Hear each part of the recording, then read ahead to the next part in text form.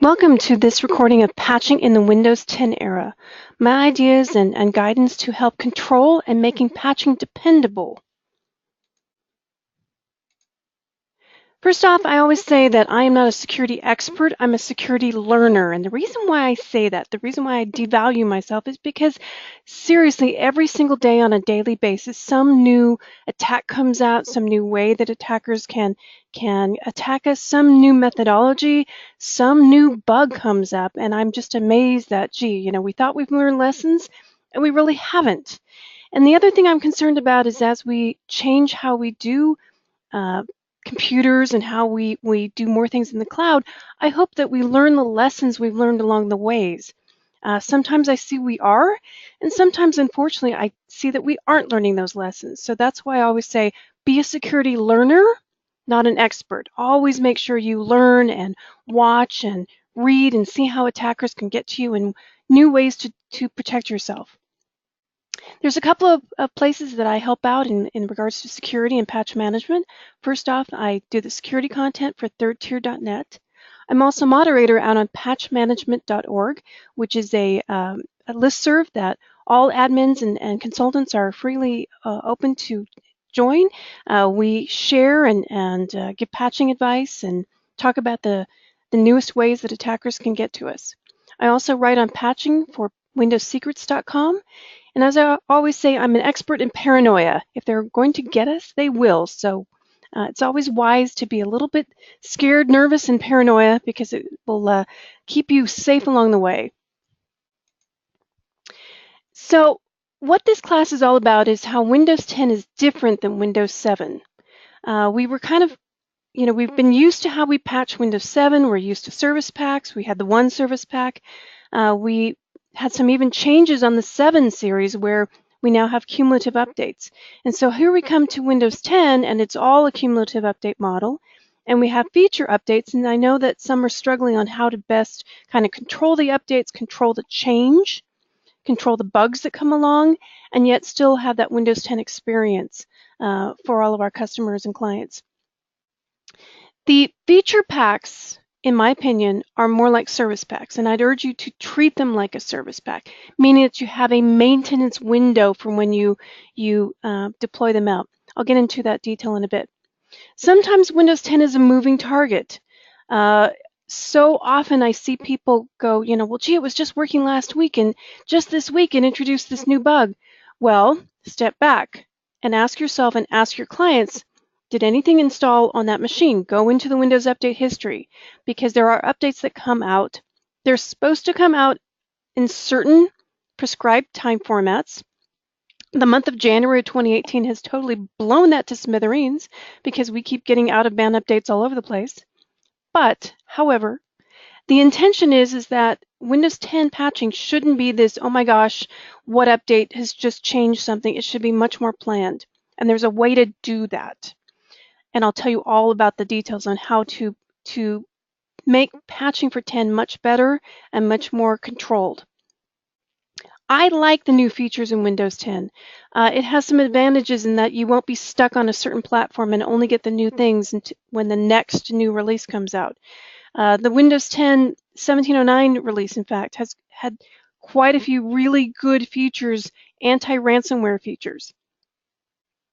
Unfortunately, that same introduction of new features and new updates introduces bugs because you will be going along thinking everything's fine, and the next thing you know, you have your customers and clients call you up and say, hey, I can't remote back into my machine without RDP crashing. I can't, edit group policy preferences. What's going on? And unfortunately, in the Windows 10 platform, there are some bugs introduced, but there's ways to be aware of those bugs, keep control of those bugs. The advantages I like in 10 is it's much more bringing security into the operating system, especially in the recent 1709 release, which I consider to be the very first time that Microsoft and the Windows team has really acknowledged that ransomware is the big problem that it is for all of us. And those mitigation techniques, they brought in Enhanced Mitigation Toolkit. If you remember Emmet, Emmet is a set of technologies inside that was added to Windows 7 that allowed for additional operating system protections from viruses, from malware, from ransomware. They finally brought it into the operating system in the 1709 release. Most of it is, I should say many of them are enabled. There's a few that can be enabled to do better protections for ransomware. This class isn't about that. We can do another class all about the Windows 10 1709 ransomware features. But I urge you, if you are thinking that these feature releases are a bad thing, they're not. They bring really good things to the operating system. They allow Microsoft to introduce new security features. You're not held back. You don't have to buy the next, Windows 11 platform in order to get some of these security features. They bring them to the operating system. I know I've seen a lot of people say, well, if you want to, block all that churn and get rid of all the problems, just go to long-term servicing branch. And I'd urge you not to think that that's the solution. Because if you go back to long-term servicing branch, you're in that same boat where you don't get the coolness of new security features until you totally install a brand new operating system. It puts you into a box. And I'd urge you not to think of that platform in that manner.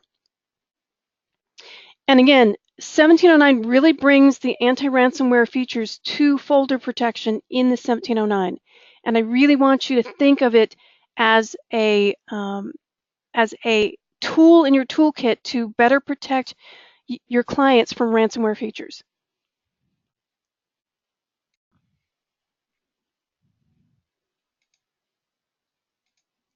The other thing that Windows 10 brings to the table is the fact that as we go more and more to cloud technologies, Windows 10, especially the current branch features, brings more to the table ability for you to hook into the cloud services, more options for authentication, more two-factor authentication, more integration with Azure and other cloud technologies. So again, don't look at 10 as this platform that keeps introducing problems. Look at it as advantages for your future because your clients will need cloud integration. They will need cloud authentication. So you're going to need these tools in your toolkit going forward. So let's talk about some patching basics. So one of the things that I always see people talk about is they'll talk about, oh, gee, something just happened to my machine. It didn't work yesterday. What happened? And they don't understand how patches will occur during the night and reboot their system and how it impacts their operating system. And while I say this, I will grant you that the month of January has been extremely not ordinary at all. We've had several out-of-band updates. We just had a recent additional patch to undo some of the patches that came out early in January. So taking January off the table, January is not a normal month. In a typical release month, this is the cadence that will occur. So first off, the very first week of the month, called the A week, the very first week of any month, that's when your non-security Office updates will come out. So if somebody complains about, and first a caveat, for those of you with Office installs, there's two types of patching platforms for Office. There's what I call the old-fashioned style. If you have, especially with anybody with Office 2016, and they're running a volume license of Office 2016, they are on the older platform that does what I call MSI patching.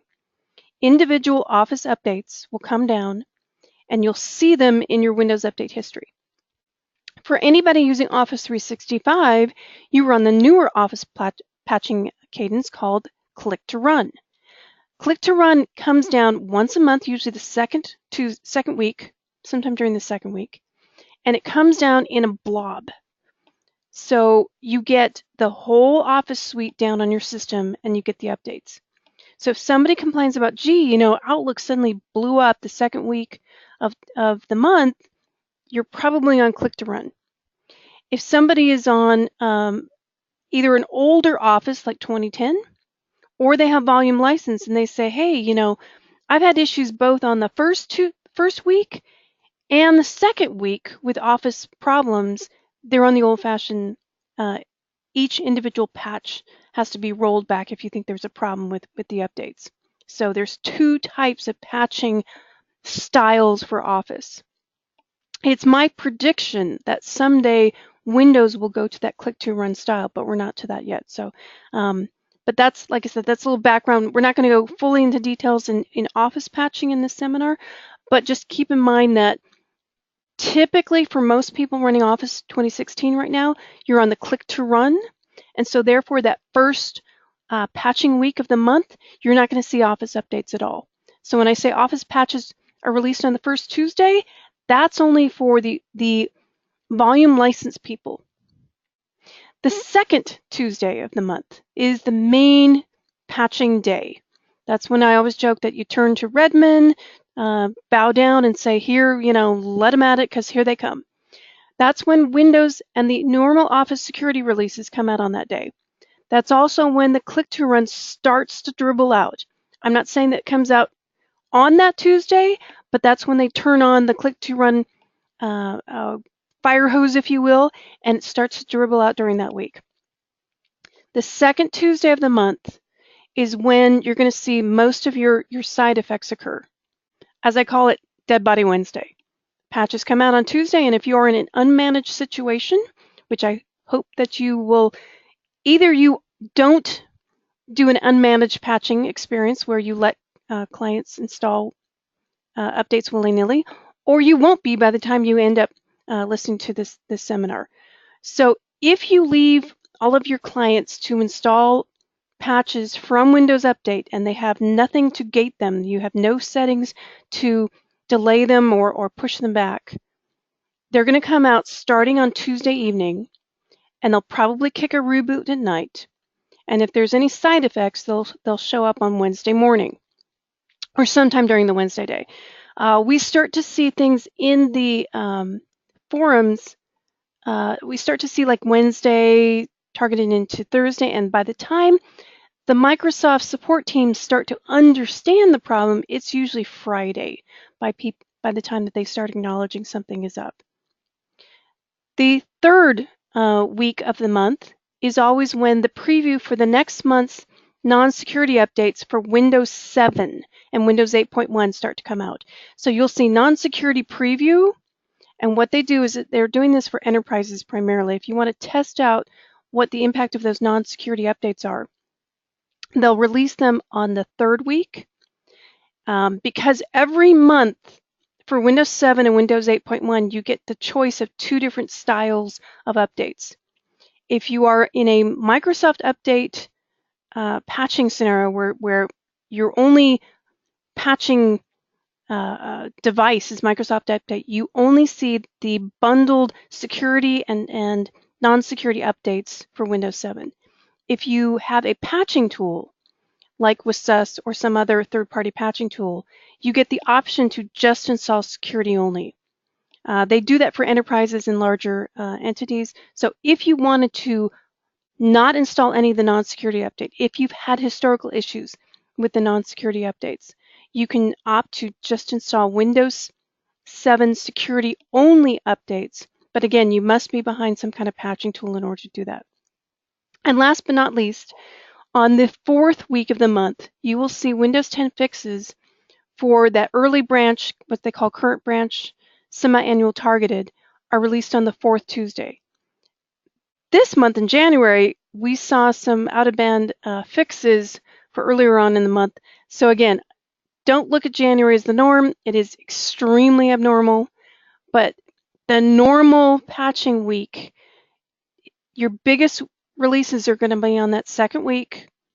For anybody on the initial release of Windows 10, ones that you're not holding back, and on the you're on the 1709 release, you're gonna probably see an update on that fourth Tuesday as well.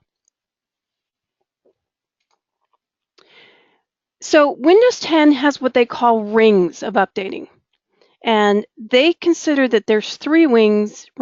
I consider that there's only one ring that you should be on. So the ring that they have is they first consider that everyone should have at least one person in the office on the Insider Edition. Insider Edition or beta test showcasing future plans, future projects. For example, they're working on the next feature release, which is coming out in April, and the Insider Edition is starting to snap to the final releases of what that April release is going to be like. If you want to get a heads up, have somebody in your office be on that Insider Edition. In the Insider Edition, they have what they call fast rings and slow rings. Fast rings, you're going to get updates a lot, sometimes once a week or more than that. Slow ring, you're going to have it much slower. But either on slow ring or fast ring on the Insider Edition, you're still going to get an idea of what they're planning, what features are coming out in the next release. I would recommend in your firms have someone be on the Insider Edition or be aware of what's on the Insider Edition. And the way you can be on the Insider Edition is to watch the Insider blog. As you can see, when they release a build, they'll actually tell you on the blog whether or not there's something out today, whether or not there's something coming up, and watch that blog of what's coming out in Windows 10 and what's going to be out in new releases. Donna Sakar is the insider lady. Her blogs indicate what's going to be out on the releases. So you can see, for example, here she's got the next release 17803 is coming out, and you're going to see that what's fonts and settings are changing, how you can see how it can change, diagnostic data improvements, some additional privacy features that they have. If you've had any customers concerned about what telemetry Microsoft is looking at, they're actually exposing what telemetry is being sent back to Microsoft, so you can open that up and provide feedback and actually look at what's being sent back. So there's lots of ways that you can look to see what they're going to be looking at and what they're changing in the new features. The two releases that are what I consider to be more polished or more finished are what they call current branch, what I used to call current branch for business. And I'd actually recommend that you stay back on the current branch for business. So what is current branch / semi-annual targeted? A couple of months ago, they decided to change the name of the finished releases of Windows 10 to align more with the Office click-to-run naming. So it used to be called, if you're familiar with the term current branch, it is now called semi-annual targeted, meaning that these are releases that are going to come out twice a year. Once you install these current branch / semi-annual targeted installs on your machine, expect to get updates at least once a month, if not twice a month. For example, on your Windows 10 home machines, they only get this option. They do not get the ability to push back the feature releases and hold back. You'll get an update in March or September. They usually trickle out a little bit later than that. They're declared done in March. You're going to see it come out in April. They're declared done in September. You'll see it in October. If installing feature releases is twice a year is a little too fast, you can do what's called the semi-annual plain version, what I used to call the current branch for business. So reality, if you stay on the semi-annual targeted, there's going to be bugs. The other thing that you need to be aware of, you will get updates on both the second Tuesday and the fourth Tuesday, and reboot both times. So I don't consider this to be the business-friendly version to be on. And I'd also recommend that any clients of yours that are on the Windows 10 home PCs, that you upgrade them to Pro, and then you get more ability to push off updates. I consider this is a little, even though it's not considered to be a beta version in Microsoft's eyes, I consider it to be a little too raw. I don't consider it normal to be rebooting twice a month. Bugs are introduced a little too much in this platform for my cup of tea, and so I recommend that you keep everybody off this channel, off this ring. The other thing to be aware of is antivirus vendors often are not going to be ready for the release to come out. I'm going to name names here. Trend in particular was not ready when the 1709 came out and actually had some blue screens of death when it first came out. And Microsoft throttled back the 1709 release so it would not install on systems that had Trend. The other thing I'd recommend is when these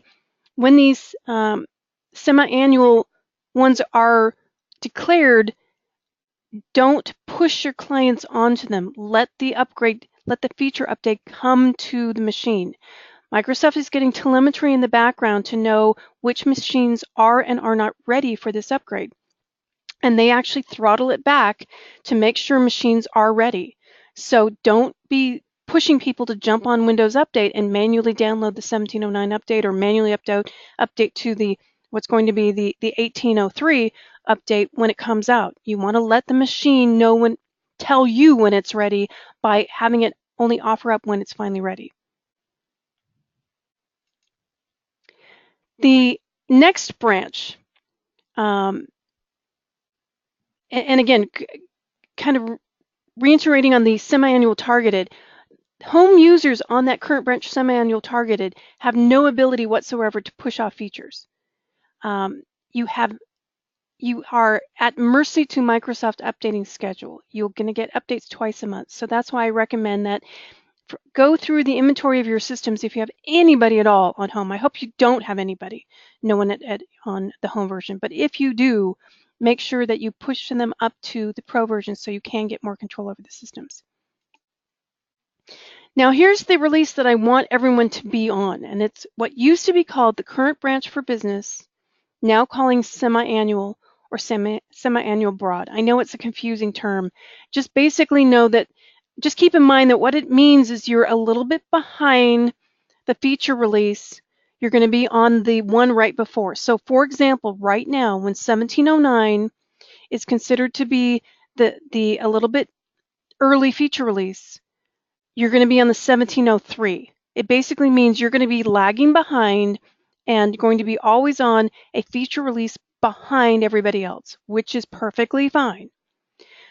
When Microsoft deems to be a release to be ready for business, that the majority of the bugs have been fleshed out, that they consider that all antivirus vendors are now supporting it properly, that everything's kind of worked out and it's settled down, they will declare it ready for business. And the term you'll hear is semi-annual broad. 1709 was just declared that semi-annual broad, the ready for business platform. That means all the antiviruses are ready to go. The media starts refreshing on the VLSC site, the MSDN, also in the action pack. You'll actually see a rebundled 1709 release. And vendors start snapping into full support. I've literally seen messages from my own line of business vendors saying, hey, you know, we're investigating some issues with 1709, and I'm thinking to myself, just now? I mean, my goodness, guys, they just consider it to be, ready for business, and you're just now telling me that you have side effects? But be that as it may, it's when the vendors start saying, hey, I've got to start supporting that release because Microsoft has deemed it to be ready for business. It also means that you only get updates on the second Tuesday, the B release, and you only reboot once a month, unless, of course, January being the difference, being the unusual month, unless it's out of band. We've had a very, very unusual updating month in the month of January because of this whole Spectre meltdown situation. So I'm going to ask you to kind of put that to a side and not treat it as a normal patching experience because it has not been. Also in the CBB semi-annual broad, the .NET updates are included in Windows 10. They come down as part of the cumulative update feature. So keep in mind that you'll get updates once a month. Things will start to settle down, and vendors will start to say, hey, yes, we support this. Patches in general on the Windows 10 platform, unlike Windows 7, or all or nothing. You cannot uninstall a single subpatch. So if your vendor says, hey, we're having issues with the January updates, you have to look at it saying, what's worse? Is the patch the worst thing that can happen, so you have to roll back and be without it? Or is leaving that patch on and finding some workaround, maybe working with the vendor to say, hey, I can't uninstall this update because I really consider it to be too much at risk if I take it off. What can we do to work around that issue? And sometimes I've seen where vendors will tell you to run as admin. They'll have you go through and reinstall the operating, or not the operating system, but reinstall the line of business application, uh, changing a few registry keys. There's many ways that we can work around leaving a patch on. And so if you have some side effects, by all means, reach out to your vendors and say, hey, yes, the option is to roll back, but keep in mind that only starts the clock counting down. Next month, we get the next month's updates, and it's going to have the same problem again. So you've got 30 days to kind of figure out how you're going to help, because we ultimately have to get these updates on. I have no ability anymore to pull off just one piece and leave it off. We are constantly going to get, that problem again every month because they're cumulative updates. Keep in mind that, as I said, you can uninstall the Windows 10 update. You can also block them in many ways. You can pause. There's actually in the registry and in group policy ways to pause updates for up to 30 days. So you can roll back. You can hold it back. But that said, go back to your vendors and kind of reinforce to them that this only starts the clock counting. We can't keep this patch off, indefinitely. We have to ultimately patch our systems. So they have to work with Microsoft. They have to open up a support case or do something to figure out a workaround, because ultimately we have to get these machines updated. Otherwise, you better take them off the internet. Deferral rules. Now, keep in mind, this only does not work on home machines. Again, you have to be on Pro or Enterprise. In the past, these deferral rules have been a bit of a moving target. They keep changing the days that we can defer them, which is a good thing. I mean, on one hand, I've been like, guys, stop changing the rules. But on the other hand, they've been pointing out, hey, they're listening to our feedback. They're giving us more options to defer. So it's a good thing, but at the same time, it gets a little cumbersome when you try to go, now how many, I'm on this version of Windows 10, how many days do I get to defer? And also, it's a little bit confusing for those of you that patch both Windows 10 and Server 2016, because the reason why there's a difference between how Windows 10 1709 acts and Windows Server 2016 is 16 is back on the 1607 platform. So if you remember, all the patching rules and deferrals and the active hours were only 8 hours, not 12, it's because it's back on 1607. It's on what's called long-term service branch. So see the side effect of a long-term service branch? You don't get all the changes they've made along the way integrated into your system. So you're back on how many, year-old platform and rules because they haven't updated it. For this seminar today, I'm going to talk only about 1709 and how it can be set in the GUI, in the registry, or via group policy. You also have probably heard about in the writing and in the news, Windows Update for Business. And Windows Update for Business is not a product. It is merely group policy or registry keys that does not depend on WSUS, that gives you more ability to push off things, control things, defer things. So even if all you have between you and Mothership Redmond is Windows Update, the policies and registry keys allow you to push it off a little more. So you get some abilities to do some deferrals. So in the real world, unfortunately, the Windows Update for Business policies have been a little bit buggy. In fact, until recently, setting a feature update deferral to 365 days deferred all security updates as well. They just fixed that.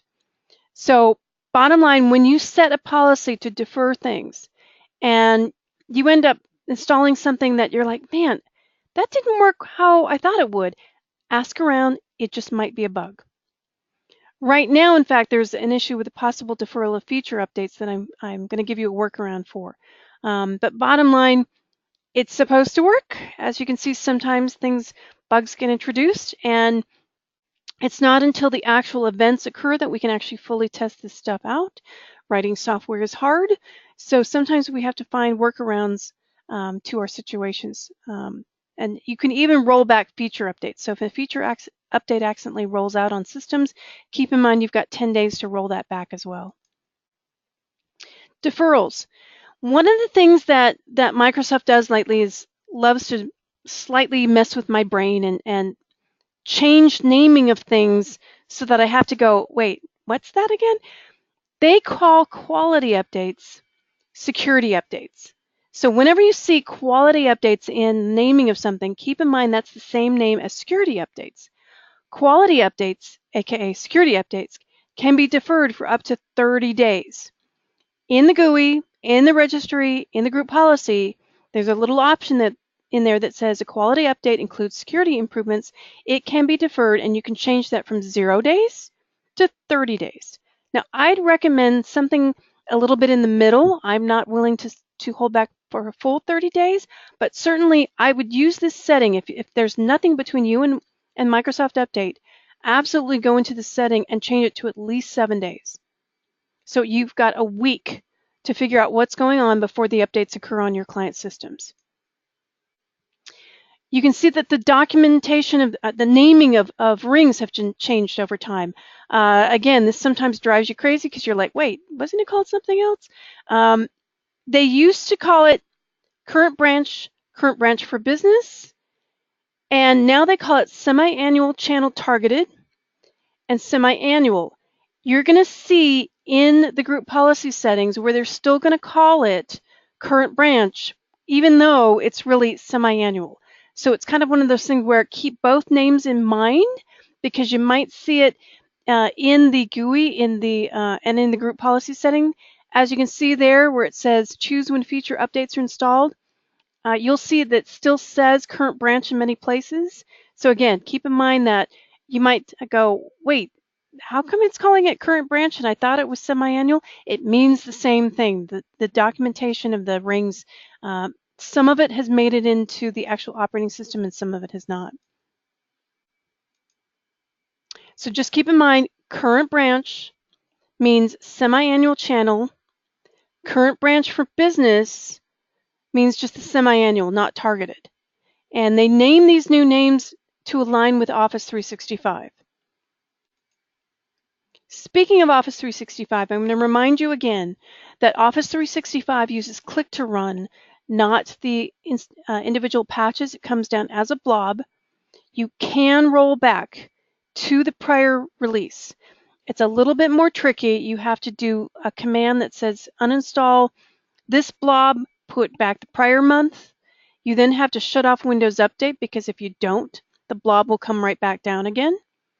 Again, I won't go too much in the details of Office 365. That's a whole nother session for a whole nother day. They too have fast and slow rings. If you want to get into the weeds of the Office 365, I highly recommend getting into some of these links that I've got in the slide deck. Again, they call it the semi-annual channel and semi-annual targeted. They too have feature releases just like Office 10, but again, I won't go into the detail on that. But just keep in mind that you can control a little bit better, just like Windows 10. And again, know that they start dribbling out after the second Tuesday. They may introduce different issues than the MSI deployments. And if you have volume license, then you get the individual updates. So again, look through your network, see who's got what kind of patching of Office, so that you kind of know how to handle it and how to roll back should something occur. So getting back to Windows 10 and talking about deferrals. Again, just a reminder, quality updates equal the same naming as security updates, and they can be deferred for up to 30 days. So my first rule is never install security updates on the day they come out, unless you're in a test setting, obviously. Defer at least a week. And the way to defer it is you go into the group policy under Policies, Microsoft, Windows, Windows Update, Defer Quality Updates, and yes, you can defer them. The second rule is yes, install these updates every month.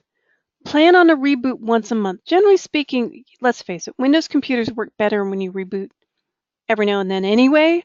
So plan on machines rebooting once a month. Yes, even servers. Yes, I reboot machines every month. So where you go to get this in the group policy, go under computer configuration, administrative templates, Windows components, Windows Update, and you'll see the Windows Update for Business. Again, this is in the 1709. It's going to be a little bit different in the 1703. And you want to set the policy for the feature updates to defer. You can defer feature releases for up to a year. Microsoft will release security updates to that feature release all during this deferral period. So if you want to keep your clients on 1703, even though 1709 is out and 1803 is just about ready to come out, you can stay on 1703. You'll be fully supported for up to 18 months. So look to see what your vendors are supporting and hold your clients back. You don't have to be right on that initial feature release as it comes out. So I'd recommend right now that you be either on 1703 or getting ready to roll out 1709 on your client base. That you're not looking at 1803 to be rolling out right away. Yes, you can do it on your own internal environment at your office so you can test to make sure everything's ready, but I would not recommend that you be rolling out feature releases immediately on any of your client machines. Again, this is where that setting is. This is on the 1709 group policy. You can also, in group policy, control if people are going to be blocked from insider editions. So again, you want to enable this, be on the semi-annual channel, not the semi-annual targeted, and you want to defer that preview build or feature release for X number of days. If the users manually scan, the feature release will not be offered up if the deferral is on. You won't see it in the window. So that's a good thing. Quality updates, aka security updates, also can be deferred. And the way you do that is in the same setting in that group policy. See where it says select when quality updates are received. You want to enable this. I have the example here is disabled, but obviously you want it enabled. And you want to defer for at least how many days? Determine how that many days is. I wouldn't recommend 30, but I'd say maybe 7, maybe 5. Determine when you want to defer it to. And be aware it's changed between the versions. This is how 1703 used to look like. It just said defer Windows updates. And now in 1709, it says Windows Update for Business. Every single time there's a new Windows 10 version, you want to make sure that if you have a domain controller in the environment, you want to put those group policy ADMX files up on the server. You want to update them to the latest so that you have the ability to control all the different versions. If you do group policy, again, remember you need to copy the ADMX files from the latest feature release of Windows 10, and copy it up to the group policy location on the server. Third rule, don't be first to install updates. As the saying goes, the early bird gets the worm. Yeah, you get worms, you get bugs. So don't be ready to install those updates, push it off. And again, you can defer up to 365 days for feature updates and up to 30 days on quality updates. Brand new in 1709 and later versions, you can also pick if people are going to be on insider editions. So see how you want to determine what your firm is going to be for internal testing. If there's going to be somebody in your client base that does a test, maybe you want to push them out on a feature release a little bit earlier than everybody else.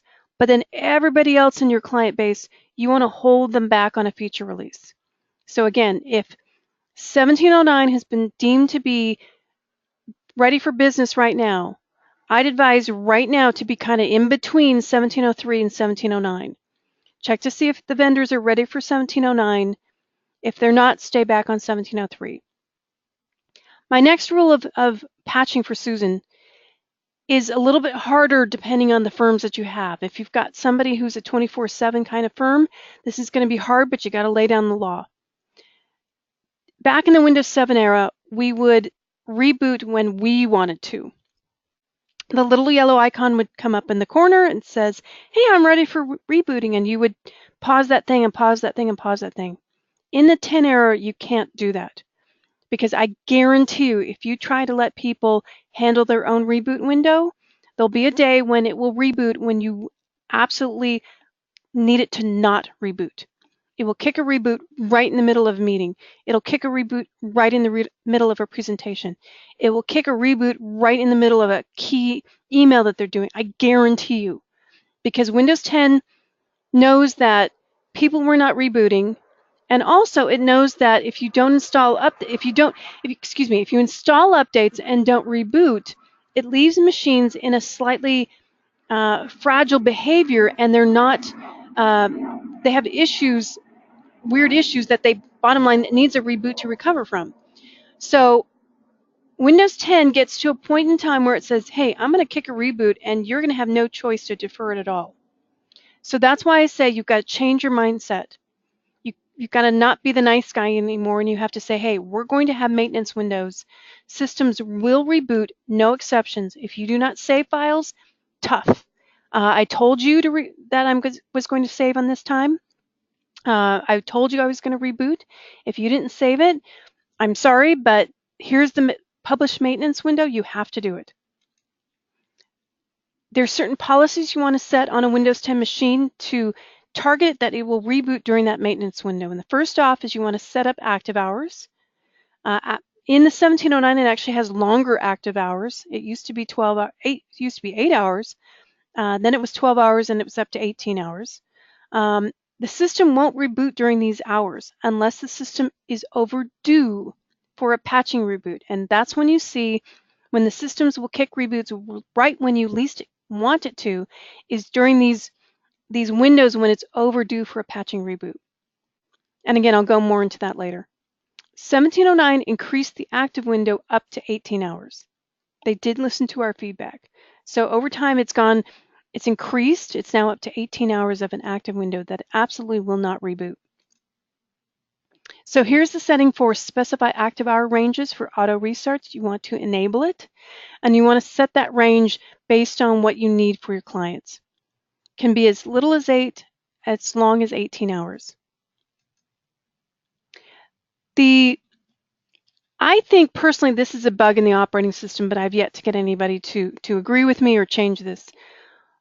If you have this setting that sounds reasonable, if you have a setting that says no auto restarts with logged in users on a Windows 10 machine, it causes the machine to not reboot when you want it to. Because I think the bug in the system is that it's not properly sensing when an application is truly using the system and when a person is on the system. And it will sometimes keep a machine from rebooting even though there's nobody on the system, just because it sees it as active when it really shouldn't be active. And therefore, a system won't reboot during the time you intended to. And I guarantee you, you'll say, hey, I want it rebooted on the weekend. And I guarantee you Monday morning or Tuesday morning, right when that person needs that computer most, it'll kick a reboot. So the key is to not use that setting, because I think it causes bugs in the system. So if you have that setting enabled, and say you've had it set for a Saturday night reboot, I guarantee you some app in the background will keep the system from rebooting, and then I guarantee you that the system will reboot during the day around Tuesday morning, right when the person is going, I need this, I'm sending an email, why are you rebooting? So you want to not use this setting. You want to disable it, in fact.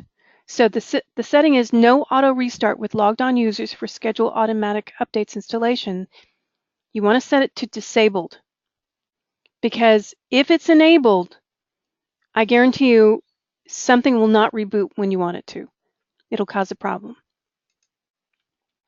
I also set it to actually kick a reboot during a maintenance window. And the way I do that is I set always automatically restart at scheduled time. So I give people only 15 minutes to save their information. I set it during a window of time that they shouldn't be on this computer in the first place. And I set it for a window of time that makes sense for my network and my users. So this may not be the best time for your people. You need to poll each office and say, hey, when can I do a reboot? What time of the week? I set it for the weekend at 3 a.m. I set a maintenance window, and I make sure I send out reminders, automatic reminders to people saying, hey, I'm going to reboot this weekend. Make sure you save your things or close all files. And then I do it. I set up, I enable automatic updates to auto download and schedule the install. I make it set for every Saturday, and I set it at 3 a.m. Bottom line, the Windows 7 era of letting users control their own rebooting is over. You can't be the nice guy anymore. You have to set maintenance windows. The next rule of updating is you must plan on installing BIOS and video drivers update. My goodness, the Spectre meltdown patches have really shown, and even before then, Intel has had some BIOS, some system issues where attackers were able to gain control of systems through some of their maintenance platforms that they had on systems. So if you did not install the Intel BIOS updates, you put machines at risk.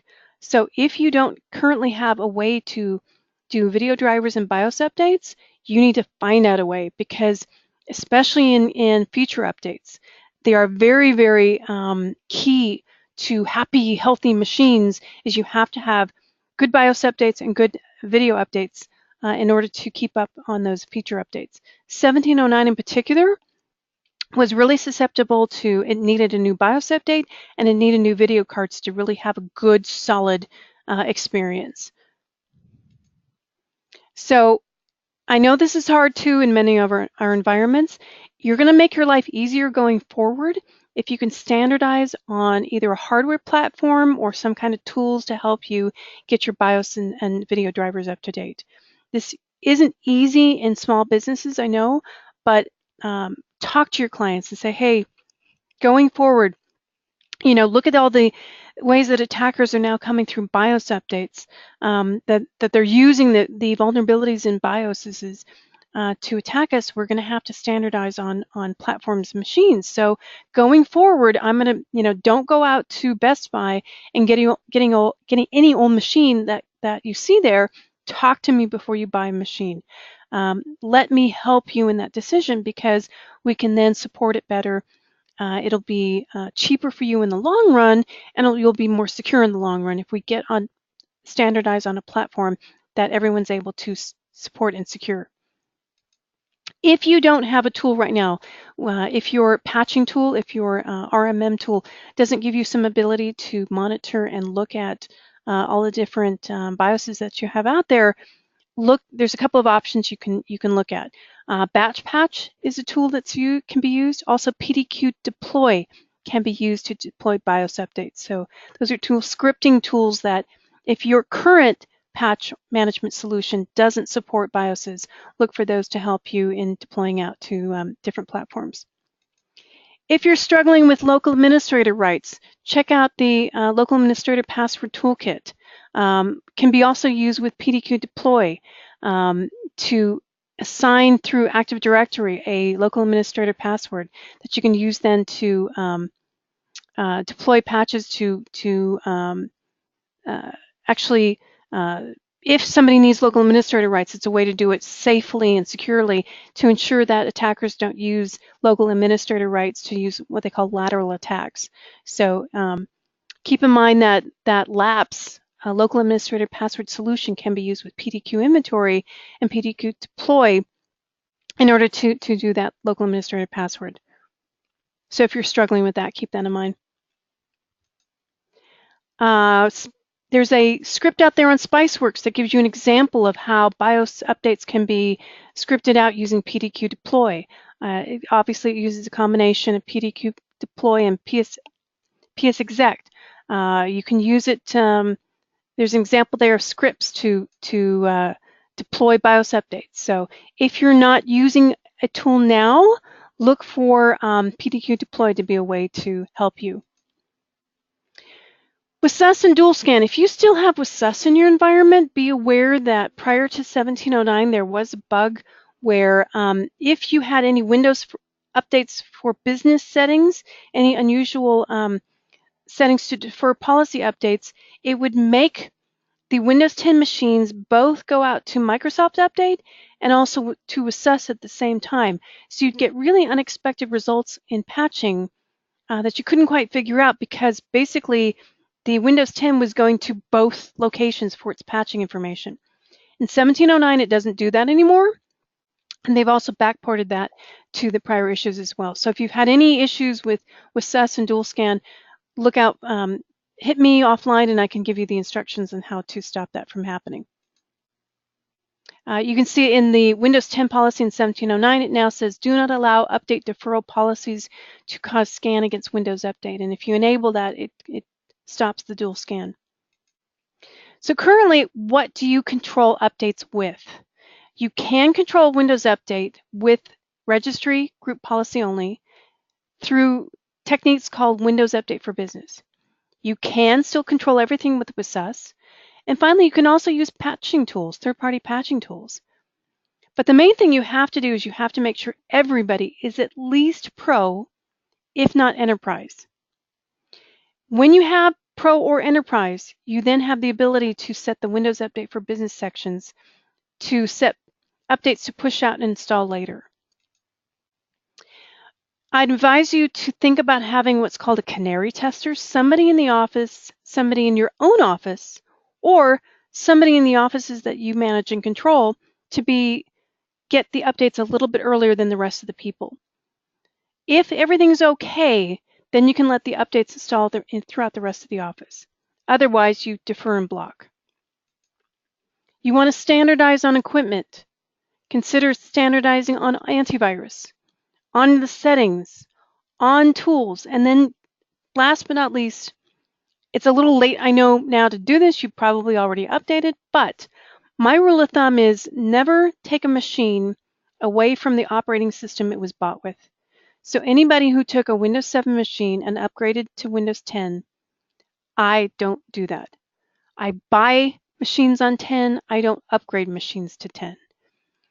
You want to, it wasn't built for the 10 era. You're probably struggling now with video card drivers, BIOS updates, things like that. So always keep a machine on the operating system it was bought with. Don't upgrade to a newer platform.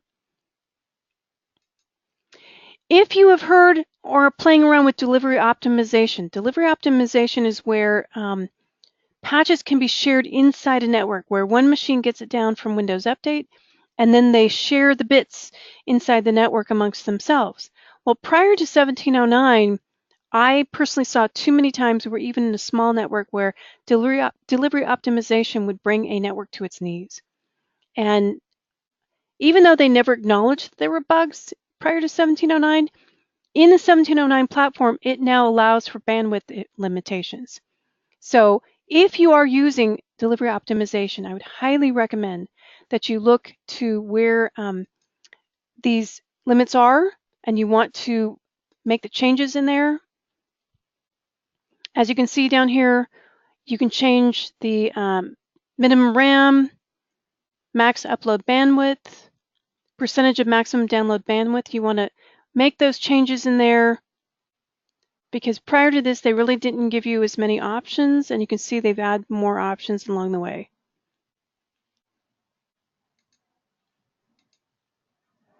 And here's all the group policy settings in there that you can configure. So now comes to we've got our patching, we've set maintenance windows, we know when they're going to be installed, we're rolling them out, we're sitting pretty, right? And we come up to a day where we have some side effects. How can we know what are true side effects and what are just unusual occurrences unique to our clients? This, to me, is some of the hardest parts of patching. And also, hardest part of patching is knowing when is it going to be fixed. It's sometimes so hard in the Microsoft world to determine, is it a known issue? And then secondly, hey, when did you fix it? When can I start releasing updates again? Because I can't keep them off forever, but I can't roll them out if they're causing massive issues in my firms.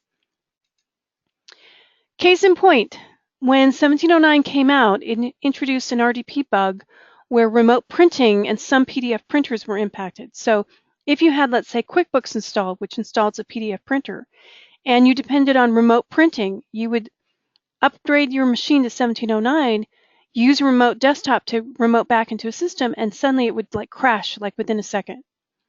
The workaround was to uncheck remote printing.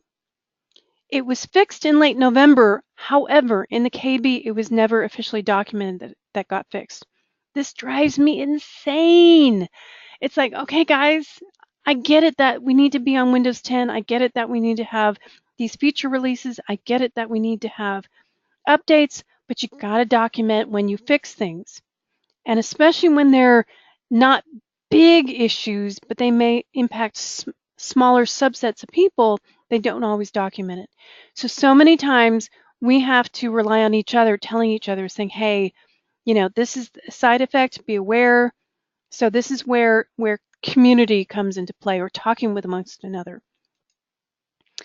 The official known issues for when the issues rise enough to where they impact a lot of people, you'll see them actually documented in the KB.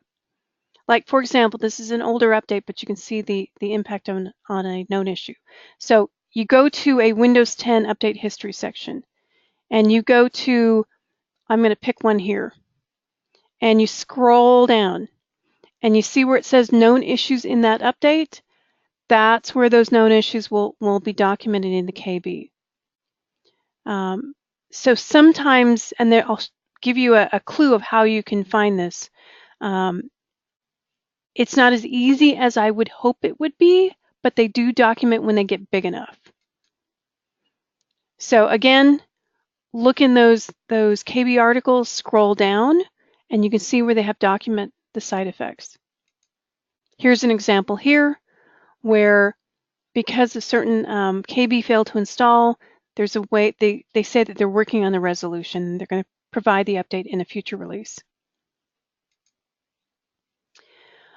Here's the real world where you can track issues. There's 2 locations that I recommend that you do. I'm moderator on one of these, and I lurk on the other. So the first one is a site called patchmanagement.org. And if you go to this website and you go to put in your email address, it's a listserv. Start an Outlook rule because your email box will get a little bit busy. But it's admins talking to admins. And here's an archive. And you can see the month of January, we've been a little chatty. And you can see where we talk about issues and like PowerShell was crashing and inaccessible boot device and other things, talking about the side effects. Another highly recommended place to go to track more issues is Reddit, especially the Windows 10 subreddit. You can see where Microsoft is actually monitoring this, but you can kind of see if other people are talking about the same side effect that you are seeing too. So those are 2 recommended places that I go to and say, hey, are others seeing this too? Am I alone?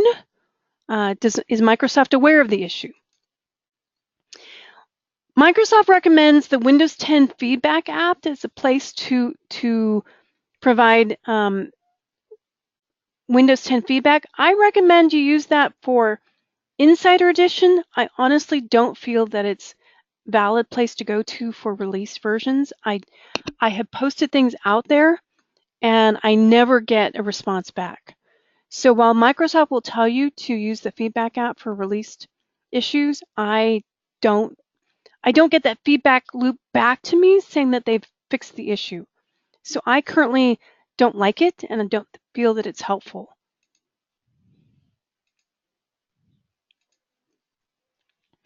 Good news, they have made some changes in the Windows 1709 because of our feedback.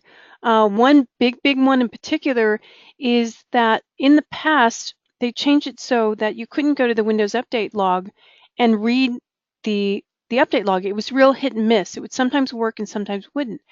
New in 1709, they changed it so that now consistently, if you run the PowerShell command to convert it to plain text, it will convert it and it will be readable. So if you have any side effects or issues with Windows Update, try that PowerShell command to convert to plain text and read through it. If you ever have any problems reading through the log, just give me a holler. I can help out on there.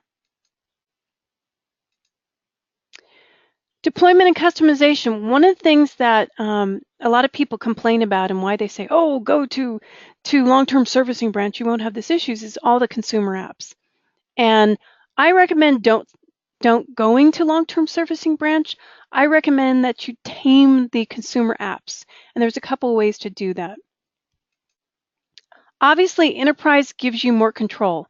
If you have the Enterprise version, the Enterprise SKU, you can remove unwanted apps. And especially for group policy, that's the only way that you can shoot out a group policy. That said, especially now we have what's called CSP subscription model for Enterprise. If you want to get more control over consumer apps, I highly recommend investigating going to the CSP subscription model of Windows 10. You can then get Enterprise. You can get, for not too much amount of money per month, look into that CSP model. If you have Enterprise, you can enable the setting that says turn off Microsoft Consumer Experiences. And again, here's the KB that documents what policies are only for Enterprise and which ones work on, which ones don't work on the Pro SKU. There's some scripts. If you don't have Enterprise, if you are limited to Pro version, here's the way to go around it. Use what's called the Windows 10 decrapifier script out on Spiceworks. So keep in mind there are ways to get rid of those consumer impacts. Another way is, as I said earlier, the CSP option, a new licensing option with Windows 10 Enterprise. It's available for $7 per user per month. If you are a Microsoft partner, by all means, you need to investigate this and consider it in your arsenal of options, because you can absolutely control things much better with an Enterprise SKU. I always recommend that feature updates are considered like service packs. You use scripting tools to deploy them once you've deemed them ready to deploy. You don't let Microsoft release them, you control them. I also recommend that every single time there's a feature release up there, that you download them from the software site. So 1709 is up there now. Download it, park it someplace, because soon 1803 will be out there as well. So you go out to the Microsoft software download site, and you'll get the ability to download that ISO. Click on Download Tool Now. Download the installation media tool to your system and build yourself a Windows 10 media. Every single time there's a feature release announced, you want to download that and park it somewhere. Because then when you are ready to install that feature release to the client, then you'll be able to choose which one you want to roll out.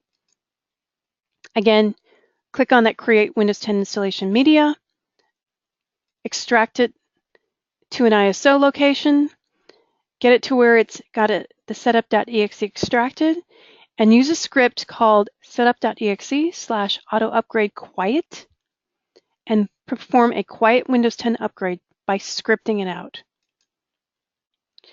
So what if you have issues with updates? Remember, we've got ways to roll back. Windows 10 on smaller hard drives does not turn system rollback on. So I'd recommend that you check to see if system rollback or system protection is selected. On a small hard drive, for example, this is my laptop at home, the Windows 10 operating system on it turned off the system rollback. So you want to make sure that you have that as an option, so turn it on. And also to remember that you can reset your PC. This just occurred with some issues we had with some of the January updates where it keeps the application, it just reinstalls the operating system. So you must have a bootable ISO in order to get to this option if your system is totally down, but keep in mind that you can reset the PC. Once the feature update comes out, you have 10 days to roll that feature pack back. So again, make sure that you know exactly when feature updates have occurred on your systems. Consider having client backup in your deployment strategy as well. There's many different options now for client backup, full client backup. And bottom line, just plan on you know what happening, because it's going to happen. And whether that you know what happening is either malware, ransomware, or a faulty Windows 10 patch, it's going to happen. Plan on it. So consider this as normal disaster recovery planning of having some way to roll back. Again, I don't recommend long-term service branch on Windows 10. If you are on long-term service branch, you're back on 1607. You only have a 12-hour active window, not 18-hour. You have no edge. And before you say, oh, that's a good thing, that's not a good. Edge is actually, you know, it's a much better browser than Internet Explorer. It's honestly much better at protections. And I think you're throwing out the baby with the bathwater when you aren't looking at Edge long term. It may not be quite there yet, but long term, it is, in my opinion, a better browser to protect and defend from ransomware. And there's actually been investigations and third-party testing on the browser, and it actually, in my opinion too, it is better than Firefox and actually a little bit better than Chrome in protecting users. Granted, it needs to be better on some of the plugins and add-ins, but Firefox right now, in my personal opinion, is getting a little bit too loosey-goosey, and some of those add-ins that come out are a little too not secure enough. So before you say, hey, I want long-term servicing branch, you're throwing away the ability to have that Edge browser that I think in the long term is going to be the better browser going forward. It also impacts RDS deployments. I mean, if you have long-term servicing branch on servers, you only have Chrome as your option. You only Internet Explorer is a short-term browser for that platform. They've honestly heard that feedback, and they're going to be making some plans and some ways to better give you options going forward, because they did hear that feedback that, hey, you kind of boxed us into a corner here because you gave us some limiting choices on browsers on servers. So you're probably saying, hey, long-term servicing branch, I don't have the churn, right? Yeah, but you don't have security enhancements like the anti-ransomware stuff, and you're totally stuck until the next release. So, I mean, I think you're taking 10 steps back for what you think is a huge step forward. So think closely about that. Also, too, it's not supported on Surface devices. So if you're doing LTSB on Surfaces, you are not supported. If you have the option to do config management, keep in mind that you can use what's called express install files, which are smaller, faster patch deployments. I think they're going to be doing some more of that going forward on all the platforms, so we'll see what happens. So bottom line, to recap, don't be the first to install. The early bird does get the worm. Set up test beds. When you are ready, set those maintenance windows. Tell people you are rebooting this weekend or else. Reboot when you want to do it. Don't let the machine decide. Be on the semi-annual channel, what used to be called the old current branch for business. Always, always, always have a plan to roll back. Consider client backups. I'd go even a little stronger and say have client backups, because it's just another way that you can quickly recover from any sort of disaster, whether it's patching, ransomware, you name it. Have recovery options. Push for managed standards. Tell your clients, hey, you can't go to Best Buy anymore. You got to make sure that you talk to me first. Have certain hardware configurations that you support. Consider charging more for non-standard. Ensure that you can manage BIOS updates and video update drivers going forward. And first and foremost, remember that your best resources are each other. Talk to each other. Find a listserv, find a forum, find a news group, find a listserv like patchmanagement.org. There are two ways that you can track some issues. One is kind of an unusual way. It's actually a Google search that allows you to search for recent updates. And when an update gets changed, it will come out in the list. So, gee, 2 days ago, the January 17th update for KB 4057142 was released. Why is that? I bet there's a brand new known issue down here. Sure enough, editing some group policies using GPMC or AGMP 4.0 may fail with error. Microsoft is working on a resolution. Hey, look at that. So this little Google search that says, find me the most recent KBs that Microsoft has released, allows you to kind of work backwards from that and say, hey, if they just released it and it's like a re-release of something that was out at the first of the month, I bet there's a new KB and there's a new known issue in that KB article. Another one to keep in mind is this one, and I always bookmark the Outlook one because we usually have more issues on Outlook than anything else. So it's a KB that Office has out here for fixes or workarounds for recent issues in Outlook for Windows. And so see down here, Outlook known issues in the January updates. And you can click on their last updated January 25th. And again, see how this is pointing to a click to run version?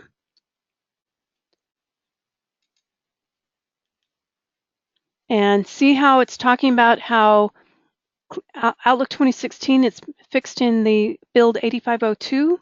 It gives you an idea of when things were updated and when things were fixed. So again, Outlook is here. You also have Excel, Word, PowerPoint, OneNote, and Access. But obviously, Outlook tends to be our problem child, so I bookmark that the most. The latest tracking, I'm in side effects, I'm tracking the deferral to 1709 may not work as expected. I recommend putting ACLs on the folder, taking ownership, and then removing all the rights of the software distribution download ACL folder there if you want to defer 1709. Also, I'm tracking some inaccessible boot device after the January updates, possibly related to Symantec. I'm leaning more to Symantec antivirus than anything else, but I'm not 100% sure.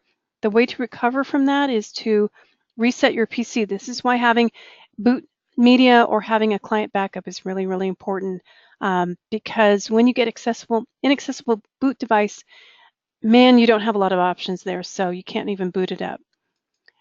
In other news, I'm not going to talk about the Intel Spectre meltdown patches, just to let you know we will be doing an additional webcast on that in the future, both for third tier and also Dave is going to be doing that, especially for SMBTN. But that said, we are still so much in flux right now with the Spectre meltdown. I don't recommend. Actually, I'm recommending that you hold back a bit on all the BIOS updates. So does Intel telling you to do that. And from this point forward, we need antivirus to set certain registry keys in order to get the updates. Once you get those updates on your machine, Windows 10 workstations have the updates, have the registry keys that they'll need to enable the patch already. For servers, you have to manually set 2 registry keys. And for Hyper-V, another one. There's so many side effects right now and so many blue screens of death that actually Microsoft has actually come out with a out-of-band patch that basically disables the update. And bottom line, they've come out with another patch to the patch that all this patch does is it disables the update that we did earlier on in the month. And as they say, as of January 25th, there's no known reports to indicate that the Spectre variant 2 has been used to attack customers. So they're giving a new option saying to manually disable to via registry key changes. So this is what this patch is doing. So bottom line, we are so much in flux right now that I'm basically saying disable these registry keys and hang tight. We will have more webinars on this and more sessions on this. I don't think we're going to be done with this until probably February or March. So basically hang tight and disable the updates that were installed in January, and look for more information about all the Spectre and Intel updates. So hang tight on that is the best I can say. If you have any questions, please feel free to contact me, Susan at thirdtier.net. Please feel free to join me out at patchmanagement.org. And Amy has just opened up a new Facebook group specifically for ransomware and security. If you're interested, email Amy at thirdtier.net or reach out to that Facebook group, Third Tier. And again, there's a new Facebook group that she set up for ransomware and security. Thank you, everyone, for hanging on so far. And again, if you have any questions or issues at all with your Windows 10 patching experiences, please feel free to reach out to me, Susan at thirdtier.net. Thank you, everyone, and hope to see you, and keep safe and keep secure.